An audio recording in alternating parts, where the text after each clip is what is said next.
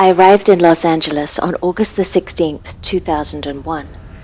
11 hours, and counting, before that, I had boarded a plane in London. I told the lovely Virgin Atlantic staff on the check-in desk that I was emigrating. I did my most winning smile, and they upgraded me. I slid into seat 2A at the front of the plane, sipped the mug of tea they gave me while grinning massively out of the window as we took off. I was leaving the life I had known behind and starting again. It all felt tremendously exciting. What could go wrong? I had a work visa, a job at a digital agency, a studio apartment, which looked very nice in the pictures I'd seen online, and I knew one person, but he was a Hollywood agent, so that was a good start. Sadly, I also had a broken heart. I'd just been dumped after 5 years. My books and personal papers remained in a storage unit until 2004, but I didn't know that then, and I had just 2 large duffel bags with clothes and basic travel-sized items, and no credit. Years later, I would laugh with friends and say I came to Los Angeles with 2 pieces of luggage, but a lot of baggage. In the cab ride from LAX to Westwood, I gazed happily at the blue sky, the palm trees, and the beautiful people in sunglasses driving glamorous cars on the freeway. My sunny optimism was slightly challenged by the greenish-grey of the stucco on the quite frankly ugly apartment building. But the kidney-shaped pool in the front courtyard was exactly how I imagined. The sweet surfer dude manager of the building loped down the corridor in his board shorts and flip-flops to open up my new apartment. And I tried not to cry. It was so much smaller than it looked online. But there was wall-to-wall white shag pile carpeting, which sort of made me think of the Valley of the Dolls, so that was okay. The previous tenant had left food in the fridge. I had never seen a fridge that big, or so many giant jars of pureed apples. In England, we only eat applesauce with roast pork on Sundays in country pubs, and I couldn't see myself trying to cook in that tiny alcove of a kitchen, let alone roast a suckling pig. The French windows, which had looked so nice in the pictures online, were cracked and looked straight out onto the street. I sat down on the shag pile carpet and made a list. Whenever I get worried about things, I make a list. It was a slightly daunting list. It started with buy furniture, get a phone, rent a car, and then I gave up. I walked to the corner and found a cafe called Mary and Rob's. I sat at the counter and ordered something called a California salad. With the first bite of avocado, I felt at home. The waitress, we'll call her Cherry, became my LA guardian angel. In my first weekend in LA, Cherry told me where to rent a car, how to buy furniture, the delights of Target, and even how to make a phone call.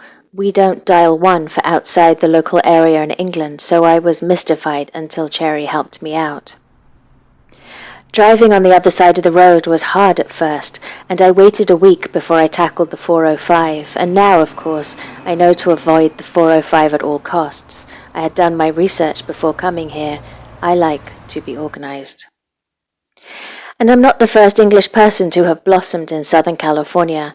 I devoured everything the writer Christopher Isherwood wrote about his adopted city back in the 1940s, and I followed his footsteps into Santa Monica Canyon and along blissful coastal drives. On my first Sunday, I was stood on London time, I woke up at 4 a.m. and remembered that the English painter David Hockney, when he arrived here in the 1960s, got into his car and drove the length of Sunset Boulevard. So I did the same. I ended up a bit confused when I reached the not-so-pretty bits, so turned around and headed back west just as the sun came up over the Pacific Ocean. I parked the car at Gladstone's and sat on a rock. There were very few people around at that time of the morning. The ones that were there were silently watching the sunrise. Suddenly, there was a break in the surf, and I saw my first dolphin. I couldn't believe it. I was living in paradise. And then the dot-com crash happened. Within 4 months, the company I worked for went under and took my work visa with it. My savings dwindled pretty quickly, my debts mounted, and I had 60 days to find a new job before the immigration authorities would demand my exit from the United States. I broke my lease, not recommended, and was surprised to see that the surfer dude manager of the building owned an actual suit, which he wore to court to give evidence against me. A friend suggested I move, temporarily, into someone's spare room in Silver Lake.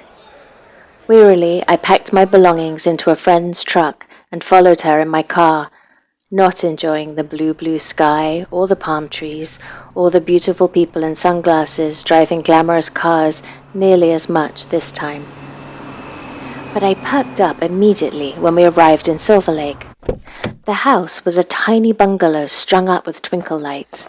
It looked three-quarter sized, which is good because I'm sort of three-quarter sized myself. The man who opened the door was wearing eyeliner and eye-wateringly tiny shorts. This was David, and David became my fairy godmother, and over the next 60 days baked endless cupcakes and listened to my daily tribulations of trying to find a job while my visa time was running out. He showed me to my room, which wasn't strictly a room, it was part of the living room with double doors and curtains made of strangely familiar red material. I peered at the drapes curiously.